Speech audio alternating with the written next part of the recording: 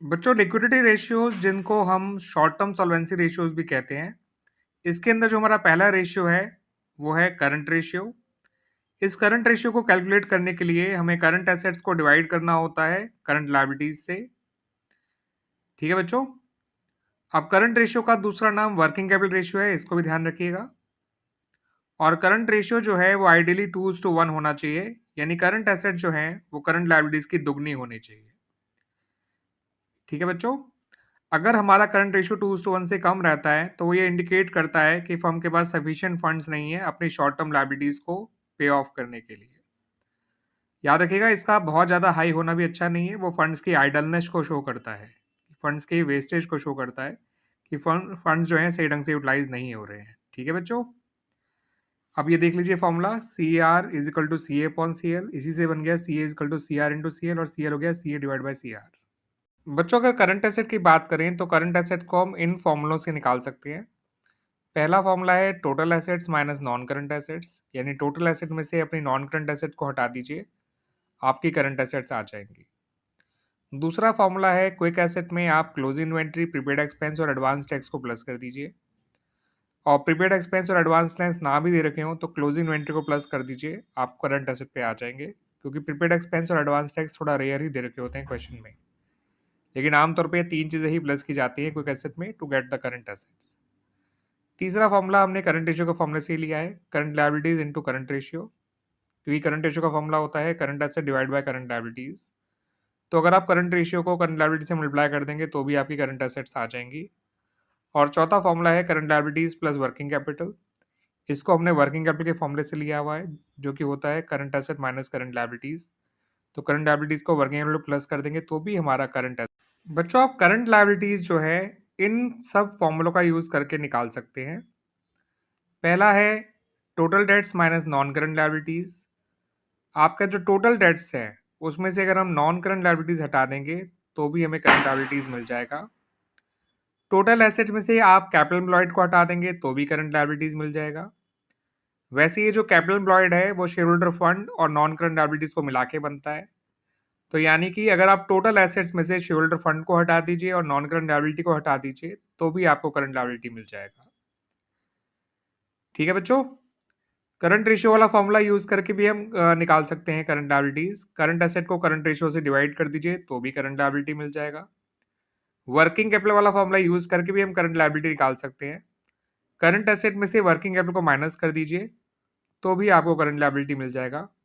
And at last quick asset को quick ratio से divide कर दीजिए तो भी करंट लायबिलिटी। बच्चों अगर किसी ट्रांजैक्शन में दोनों करंट एसेट्स या करंट लायबिलिटीज इंक्रीज या डिक्रीज होते हैं बाय द सेम अमाउंट, तो इसका हमारे करंट रेशियो पे क्या इफेक्ट पड़ेगा इन द फॉलोइंग केसेस।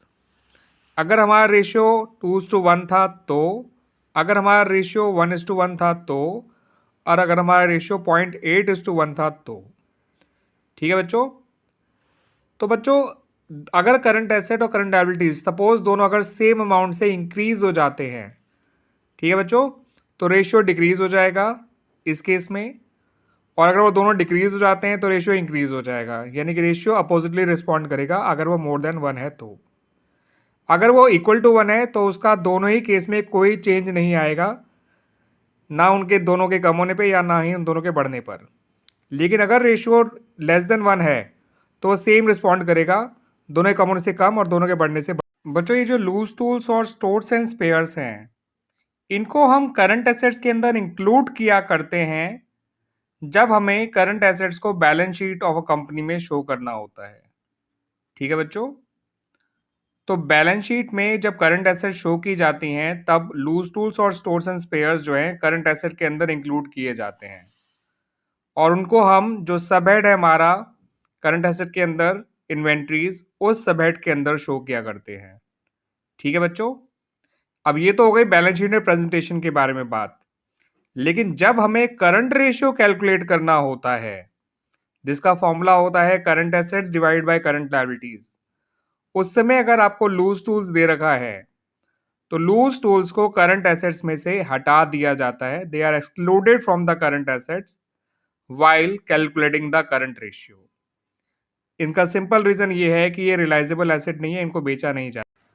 बच्चों, करंट रेशियो अगर हमारा मोर देन 1 है, तो ऐसे में किसी भी ट्रांजैक्शन का हमारे इस करंट रेशियो पे क्या इफेक्ट पड़ेगा, आइए देख लेते हैं। अगर हमारे दोनों करंट एसेट और करंट लायबिलिटीज दोनों इंक्रीज या फिर डिक्रीज हो जाती हैं बाय द सेम अमाउंट, तो इनके इंक्रीज होने के केस में करंट रेशियो डिक्रीज हो जाएगा, इनके डिक्रीज होने के केस में करंट रेशियो इंक्रीज हो जाएगा, यानी कि अपोजिटली रिस्पॉन्ड करेगा हमारा करंट रेशियो।